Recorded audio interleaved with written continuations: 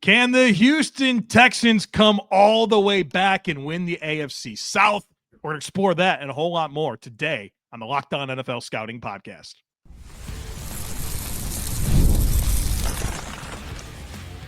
You are Locked On NFL Scouting with the Draft Dudes, your daily podcast for NFL and college football scouting. Part of the Locked On Podcast Network, your team every day.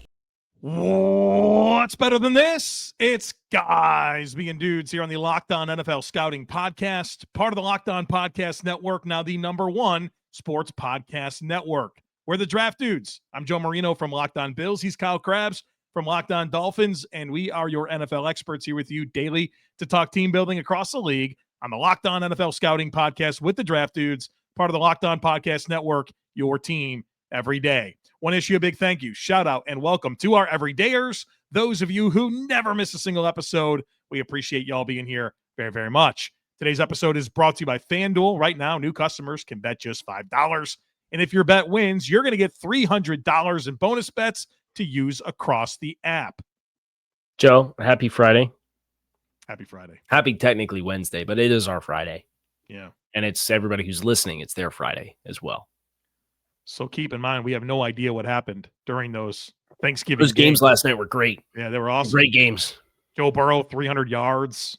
No, don't put numbers on it. So we solicited takes on Tuesday, recording on Wednesday. Today's the Friday show on the program. We were off yesterday. And I have no idea what we're going to talk about other than you told me 3 bullet points to put in the right-hand third for the YouTube show. And I'm ready to be surprised. I did not look at and catch any of the takes this week. All right. Well, there's some fun stuff to get into. Okay. And we'll start with this one from Matt, who says the Indianapolis Colts are going to miss the playoffs. Their lead in the division has dwindled, and I think they lose 3 of 4 to Houston and Jacksonville, and at least 1 of Seattle and San Francisco. Losses to Pittsburgh and Kansas City means they could lose tiebreakers as well. Yeah, they have just not been a team that's played particularly well.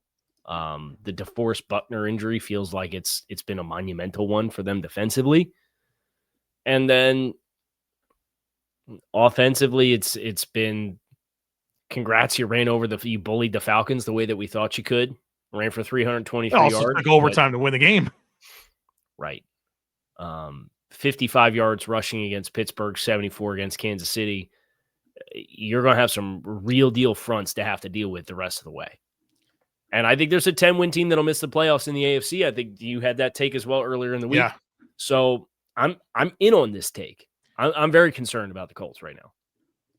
I'm not ready to say that they don't make the playoffs, but I am ready to say this. I think the Houston Texans win the AFC South. I think they do it. I think they come back and do it.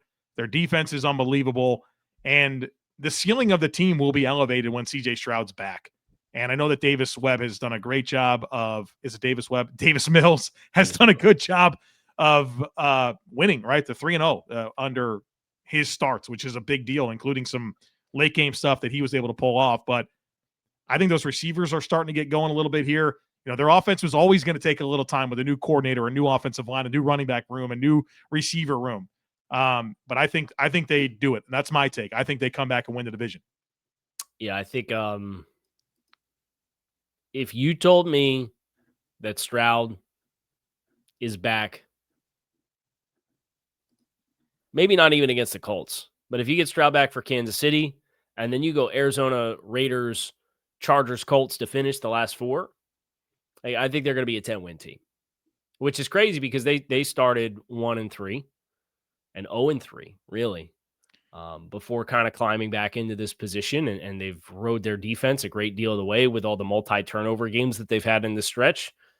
And I have no reason to believe that that's not going to be sustainable for them. And it's really just continuing to raise the floor of the offense. And I think they will do that. So yeah, Higgins is coming along too, man. And Kirk's actually coming along as well. Yeah, they go 4-2 down the stretch. They're 10 wins. And you have a chance for 2 of those wins to be head-to-head against the Colts. Yeah. So that's my take. They come back and do it. Bull, what? And are we dismissing Jacksonville? There's probably a Jacksonville angle here. I don't think we should dismiss Jacksonville because they're 7-4. Right. They get the Titans, the Jets.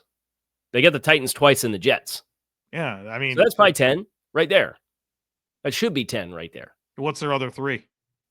Colts twice and Broncos. So which team's going to go 4-2 down the stretch and not 3-3, right? You have a realistic chance that the third place team in the South has 11 wins. I think that the third place team in the South has 10 wins and does not make the playoffs. That's my take. I think that's a factual take. Yeah. Bull with an interesting one here. The Giants head coach opening is better if Joe Shane stays. Roster is good enough to win with, and if there are problems, just blame the lame duck GM who's already on the hot seat. Presumably, the new coach would have power over the new GM and control their own destiny. I hate this. I don't think he's wrong. I think he's wrong, but I hate that, like, looking at a job through the lens of a candidate to fill one of the vacancies is very different than looking at all of your positions as an organization, right? And if I'm the Giants, like, I hate the fact that I'm potentially bringing in a coach and promoting the idea that, hey, you get a freebie year, and if it doesn't work out, we'll just fire the other guy. And then the cycle perpetuates and continues onward and onward and onward, right? It's the same thing with, like, I've heard the same thing about the Dolphins GM position where it's like, oh, if it doesn't work out with McDaniel, like, McDaniel being a potential lame duck and the owner wanting him is a good thing for you because you get a free year. Yeah. And it's true, but you don't want to be in that cycle. Right. You don't want to be alternating every 2 years, firing one half of the football operation versus the other half of the football operation, because a lot of your draft picks that don't end up working out, how many of them end up being because the player completely forgot how to play football versus how many of them are, well, he's on his 5th offensive coordinator in 6 years and his 3rd head coach. And the guy who picked him wasn't the guy who is here anymore, so he doesn't want him anymore. Like that, that's just such a, it's not wrong through the lens of a candidate for the spot. Right. But it is all the wrong reasons to want to take a job, because the organizational stability should mean just as much, if not more, to you than the personnel at this snapshot and point in time. Winter says if Mike Tomlin and the Steelers finally divorce this year, there's 2 clear candidates that ownership would likely target given their history. The names, Chris Shula and Anthony Weaver. You'd be fired up about Anthony Weaver. Bro, that's why this one made it. I want to talk about Anthony Weaver as the next head coach of the Pittsburgh Steelers. So that's what I you want go ahead and talk about it, because I've lost my license to talk about it, and people take me seriously because I'm the Locked On Dolphins. It's very simple. This man has grossly overachieved based on talent, and those defensive have gotten better and better over year. Like, the Dolphins legitimately have had one of the best defenses in the NFL over the last month, but nobody cares, right? Nobody cares because the time for joking about the Dolphins is over, and they had their blunders and they fired the GM, and everyone's just they're just not relevant right now. Weaver is getting it done, and he did the same thing last year, and I'm just blown away about how he's been able to overachieve based on talent. So yeah, I think he should be their next head coach. I'd love Anthony to stay, for being honest. No matter what else happens, I'd love Anthony to stay. Yeah, I think it's a good call out for last year. They had none of the edges, right? Bradley Chubb didn't play. Jalen Phillips got hurt 3.5 games into the season. And the unit got better as the year went on. And then this year it was all the secondary players. But as far as Pittsburgh, Cowher, Chuck Noll, Mike Tomlin, that's coaches for the Steelers since 1970. That's all of them, buddy. I think you can make an argument that Pittsburgh's trying to shake things up. And I don't know, like, if you end up going through a coaching hiring cycle, are you going to lean on your traditional values? Steelers or are you going to try to shake things up? I think that makes them a really interesting potential vacancy. Yeah. I'll believe it when I see it. Mike Tomlin not roaming the sidelines there at Acrisure Stadium. I think Mike Tomlin has a better chance of deciding he doesn't want to be with the Steelers anymore than anything else. Than the Steelers moving on. Speaking of moving on, we're going to move on to a lot of great takes. The quarterback conversations that we've been having have inspired some folks to get into some potential movement. We'll talk about that next, folks. Be sure to stick with us. The NBA is back, and there's no better place to get in on the action than FanDuel, the official sports betting partner of the NBA. Even if you missed the start of the game or you want to ride the hot hand, FanDuel has live bets on everything from who's going to score next to fourth quarter comebacks. Plus, You can even combine your live bets into a same-game parlay for a shot at a bigger payout. It keeps every game exciting, especially when your team is making that late push. And look, I know there's some NFL stuff out there right now that I'm interested in. There's some underdogs this week. We talked about Houston on yesterday's show as a underdog that's going to go into Indy and win the game. Go get in on the money line if you believe us on that. So just makes all these games way more exciting. So check it out, folks. Right now, FanDuel is giving new customers $300 in bonus bets when your first $5 bet wins. So head to FanDuel.com, sign up, and play your game with FanDuel, the official sports betting partner of the NBA. All right. Thank you for making the Locked On Sports Podcast Network the number one sports podcast network in the world. And this next one comes from Nick, who says, going off your talk on Brock Purdy on Tuesday, the Vikings should look to trade for him this offseason, with Mac fitting in nicely with San Fran and the Vikings looking to win now. And KOC's ability with cast-off quarterbacks, they'd both benefit from the pairing. So the trade is what? Well, there's no terms. It's just that the Vikings should trade for Brock Purdy. Let's say it's a 2 and a 4. Please hold. Kyle's going to get into some very specific contract things and use Yes, words about exactly, cash. Exactly what's going to happen. Here it comes, folks. Hope you can understand it. Minnesota next year, because Minnesota spent aggressively. Minnesota has, you know where they rank in cap space for 2026 right now? I guess they don't have much. They're 30th with negative $24 million in cap space as things currently stand. Yep. Now, you have some finagling that can be done. We can finagle Justin Jefferson and restructure down a $25 million base salary. We can finagle Jonathan Grenard or Jonathan Allen or Javon Hargrave, although I might move on from some of these guys. These two defensive tackles that you brought in on the north side of 30, they're scheduled $30 million in cash next year.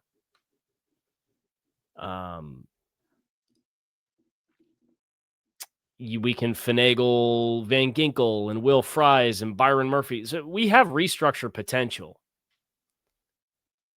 But you spent the way that you did because you had a quarterback on a rookie contract and it allowed you to do it. And if you're now going to start allocating an additional $50 million in salary, not in cap, but in salary, like Minnesota's number one in cash spend this year, $344 million in cash. Yeah, it wasn't the season they envisioned. If you put Brock Purdy into that mix, you theoretically, just to be sustainable, have to subtract $50 million from elsewhere on your payroll. Now, you could do that with Javon Hargrave and Jonathan Allen and get $30 million of it, but that's still $20 million more of, that's another big contract you got to move. I think that they should be a team that's knocking on Mac Jones because it's a one-year contract for $4.2 million in cash relative to a long-term Brock Purdy contract extension that's $52 million a season. Be tough to come up with a trade package for Mac Jones because I think he is the more valuable asset because of the contract. But I mean, I think it's an easier sell to San Francisco to say, hey, you paid this guy a 2-year deal. You're going to cash out after one and get a top 100 pick out of it. The second Brock Purdy gets hurt again, that'll be a real problem. And Kyle Shanahan will have somebody. Dude, we had people took CJ Beathard seriously for 6 years because he looked functional with Kyle Shanahan. Yeah, it's true. Made a lot of money for that. Look at Zach Wilson. If you're San Francisco, trade Mac Jones and sign Zach Wilson. You feel like it's not hard to just get somebody like that in there? I mean, they could probably give Zach the same contract they just gave Mac Jones. So you're willing to do it? Well, I mean, if I'm San Francisco, I think it would be redundant given your history with backup quarterbacks and your ability to successfully cling to Mac Jones. To cling to Mac Jones and be like, oh, well, maybe then if you feel that way about Mac Jones, they get rid of Brock Purdy. Well, that's kind of how I feel. So, but I think it'd be redundant to keep both of them when you have a potential cash out opportunity with the scarcity of this year's NFL draft quarterback class and free agency. Joseph says Tua for Kyler. Straight up this offseason. Restart for both, and money is close enough to matching. So this one is a fun idea because the money is close. They're within $10 million of each other. I actually think the Kyler Murray contract is a little bit less attractive because he's into the rolling guarantees. And in March, he's going to have $17 million in compensation for 2027 that guarantees. Tua is only going to have $3 million in 2027 compensation guaranteed. So it's the $14 million extra for 2027 that you're signing yourself up for potentially, hey, fresh start for both guys, but are we going to keep paying them long term if it doesn't work out in 2026? Does that make sense? Like Tua's owed more cash in 2026, but Kyler's going to have 5 times as much in 2027 guarantees in the March of 2026. So you're signing up for a bigger long-term, multi-year commitment with Kyler. Do you want this to happen? No, I don't want Kyler Murray. Yeah, I wouldn't either. Yeah. No. I'm with you. I would, as a fan of the team in the division, I'd rather face Kyler than Kyler Murray. Yeah. Beats says that Mac Jones will be the best Jets quarterback since Mark Sanchez. Oh, man. If the Jets do all this moving of heaven and earth just to trade a 3, theoretically, for Mac Jones. Or Kyler Murray. I'd be disappointed if I was a Jets fan. Yeah. You strip this roster down to be in a position to target and acquire the young guy that you want to hedge yourself to, in my opinion. Because if you were just going to move picks for a vet, you didn't have to trade Quentin Williams and you didn't have to trade Sauce Gardner to accomplish that and open up additional massive vacancies on your roster. Chris says, when assessing wide receiver prospects, traits should be prioritized as follows. Number 1, hands. Number 2, route running. Number 3, blocking. Number 4, yards after catch. Number 5, speed. Number 6, contested catch. This is a very extensive take. All right, hold on. So wide receiver traits in order. Chris says hands, route running, blocking, yak, speed, contested catch. It's not my order for sure. And it's only 6 traits? That's what he has, yeah. I have 10 traits. Same. My number 1 is ability to create separation. Your hands, so I hear you. You want good hands. That goes into route running, right? Sure. Okay, so route running for me is number 1. You want receivers that can get open and catch the football. Step 1 is get open. Brandon Beane told you that. Right, but he also doesn't really understand that. I wish he did. Be helpful. Well, man, Brandon Cooks. Brandon Cooks would be the perfect receiver if this was 2020. Yeah, you got to be able to get open before you can catch the football. So route running is number 1 for me. I am pulling up my database to read through my grades. My wide receiver grades, I have them in tiers. Okay. Route running, football IQ, hands are my 3 premium traits. I have versatility, run after catch, and blocking skills are in the next group down. I then have functional athleticism. So more than just speed, but also like change of direction, burst, all that kind of stuff. Release package is kind of my next tier down. And then I have vertical receiving and special teams ability as my last 2 traits. All right. We're going to do some fun Thanksgiving type things here in the next segment. So folks, be sure. Is there any football or is it just Thanksgiving? I got one. We'll see how the time goes. All right. Stick with us.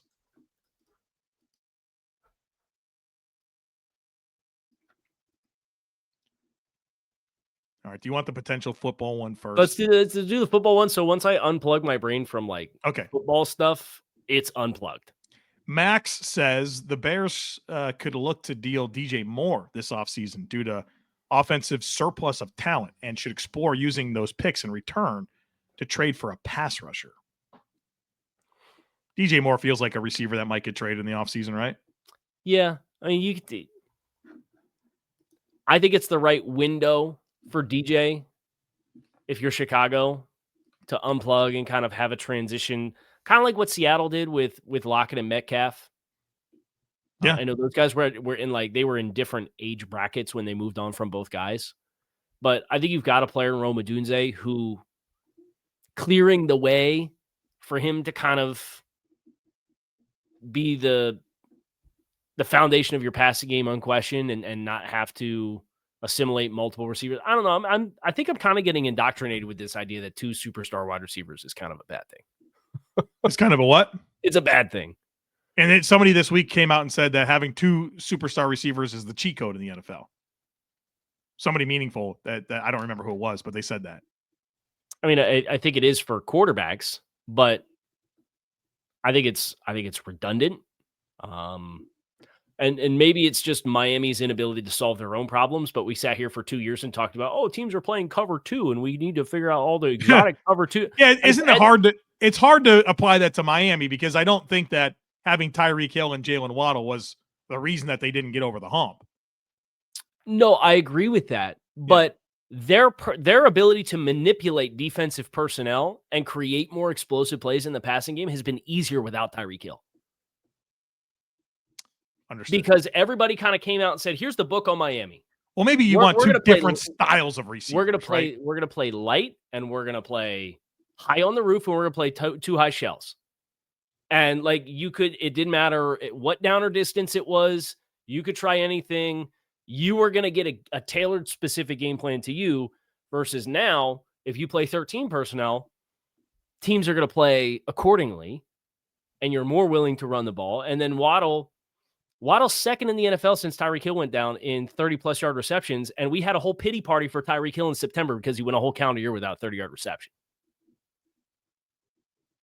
I do think Miami's, I get their unique situation, but I'd rather spend the money a different way than spending 2 $30 million wide receivers. How's that?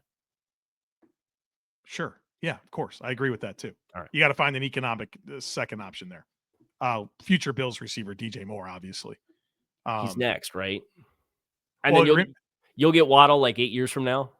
Oh, for sure. Yeah. Yeah, it's event.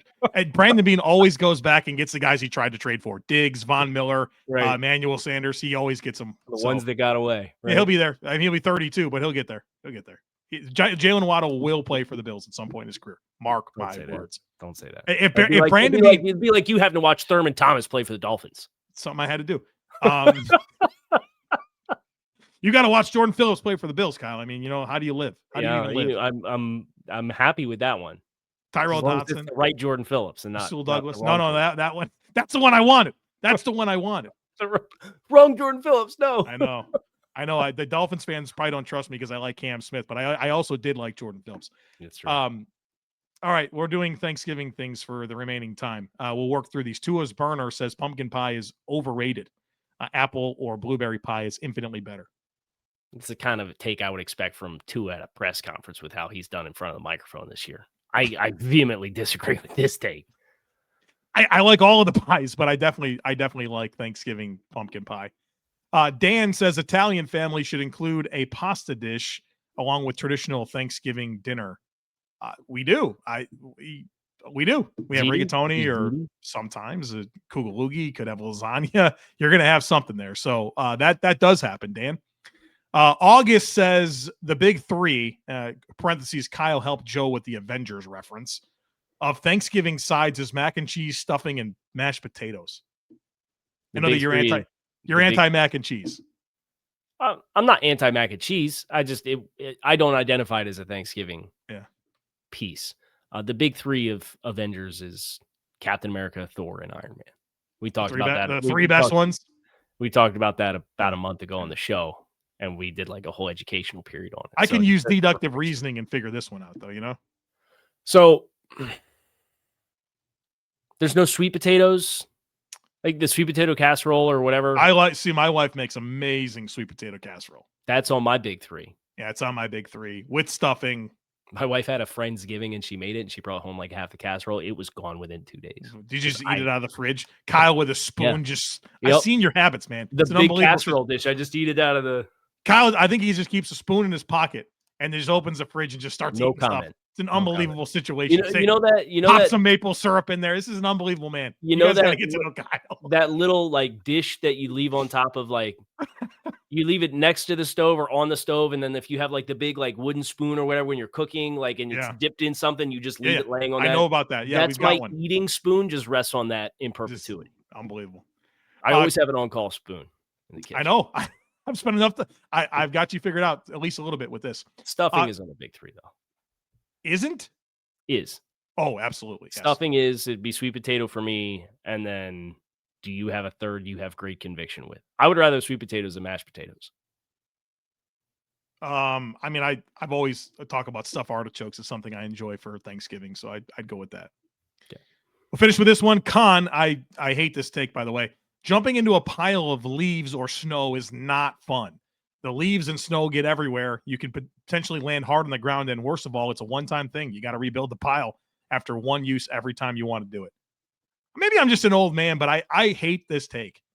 I think people need to be jumping in more leaves piles and more piles of snow, man. I don't know if it's because I'm going to be 40 here in 6 months, but this is exactly the things that make me happy to see. And so if people want to jump in leaves and snow, put your phone down and jump in a pile of leaves and snow. I try to make it a habit to not jump into things that I do not know what's at the bottom. What's in there? Is there a fire hydrant buried underneath that pile of leaves? I don't know. I'm assuming you made the pile. It's not like you're just like, oh, look, I don't there's have a pile of leaves leaves. Let me just hop in to there. make something worth jumping in anyway. Now, snow, like I have fun in the snow. I get down with playing in the snow with the kids. I don't have any snow, but, Kyle. So you got leaves and I got snow. Yeah. Jump in the pile. Let people like things. Yeah. That's going to do it for us. Takes on Takes in the book. Kyle Crabbs, Joe Marino. We appreciate you guys checking out the show. Make it a great rest of your day. Enjoy the weekend for the football ahead. We will talk to you all again on Monday. We hope to see you then.